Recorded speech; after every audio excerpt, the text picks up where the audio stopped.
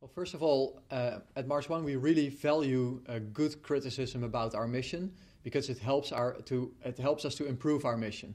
And we even get a lot of criticism from our advisors, and that's exactly what we want from them. But the recent bad press about Mars One was caused to a large extent by an article on Medium.com by Elmo Keep, and that article simply contains a lot of things that are not true. As a few examples, I will mention the suggestion was made that our candidates were selected on the basis of how much money they donate to Mars One. And that's just simply untrue, and this is very easy to find on our website. There have been a lot of current round 3 candidates that did not make any donation to Mars One. There's also a lot of people who did not make it to the 3rd round that contributed a lot to Mars One. It's not related at all, and to say that it does is simply a lie. Another thing that was said is that there's only 2,700 applications for Mars One, which is also not true. And we've offered Elmo Keep as the first journalist ever to have access to our list of 200,000 applications. She was not interested in that. So it seems to me that she's more interested in writing a sensational article about Mars One than in the truth. Concerns have also been raised about the astronaut selection process and its thoroughness. What is your response to that? Well, we started our astronaut selection with more than 200,000 applications that were done online. That included a video and a lot of psychological questions for our candidates. We used that to narrow it down to about 1,000 that had to do a medical check, basically the same medical check that NASA does for its astronauts. And then all the remaining candidates underwent an interview. So the interview and all the other parts of the selection process were led by Norbert Kraft, our chief medical officer, and he has done astronaut selection for about 5 years at the Japanese Space Agency, with NASA for about 10 years. So he's extremely experienced in this. And interestingly, it's not so complex to determine who is not qualified to go to Mars. And that's what we've been doing so far.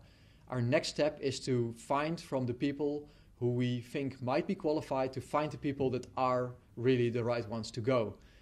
So we will start in much more thoroughness now. We will bring them together. We will give them team challenges and individual challenges, much longer interviews with a much bigger selection committee. And in this way, we will determine who are the best to go.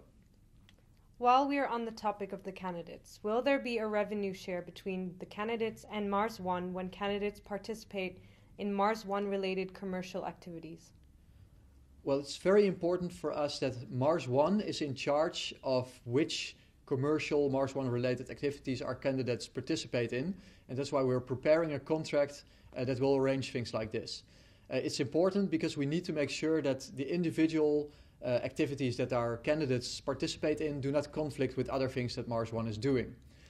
In the contract that we will soon have with our candidates, we have agreed a revenue share because we believe that it's fair that our candidates take a part of what Mars One gets for those commercial activities. It's very different in my case. When I speak about Mars One, the entire speaking fee goes to Mars One because I get a salary. Our candidates do not. So we think it's only fair that they get part of the revenues that we get through their activities.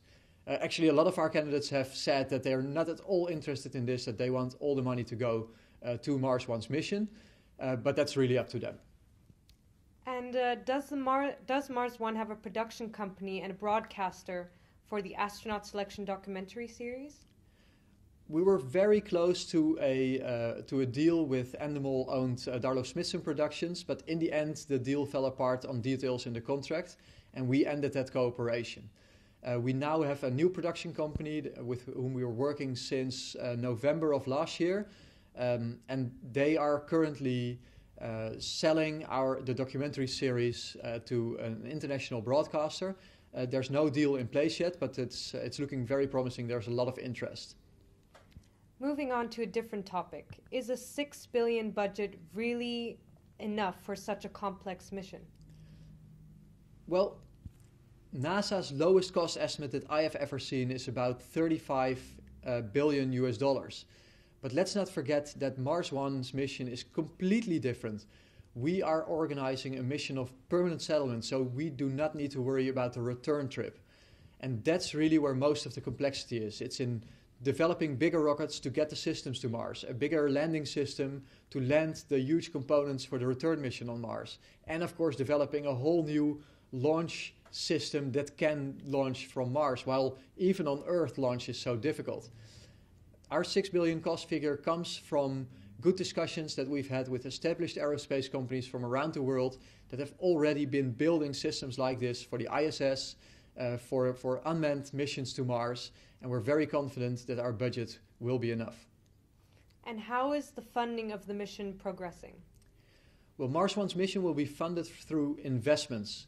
We've had a very successful investment round in 2013 that has financed all the things that we have done up to now, and we have actually come to an agreement with a consortium of investors late last year for a much bigger round of investments.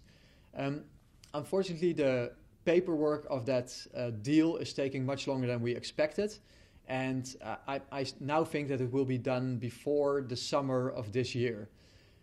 That means that we will not be in time to finance the follow-up study that Lockheed Martin needs to do for our first unmanned mission in 2018, which unfortunately means that we will have to delay that mission to 2020, so 2 years later, and delaying our unmanned mission.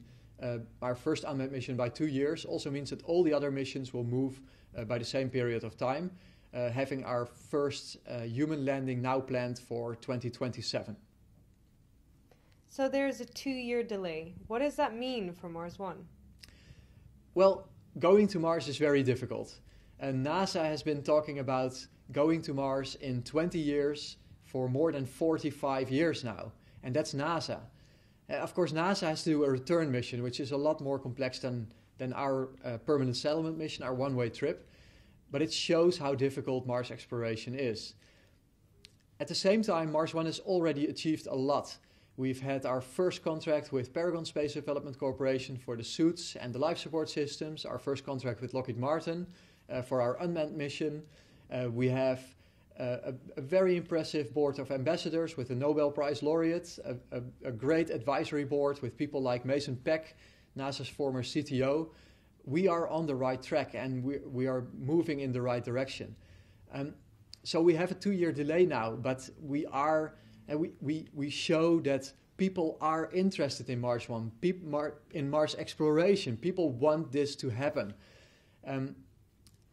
It's my conviction that as long as we can show that we are moving in the right direction, that we're getting the right companies under contract, that we get those contracts done, then the world will accept that we have a delay in getting our humans there. And is it really a failure if we land our first crew 2 or 4 or 6 or even 8 years late?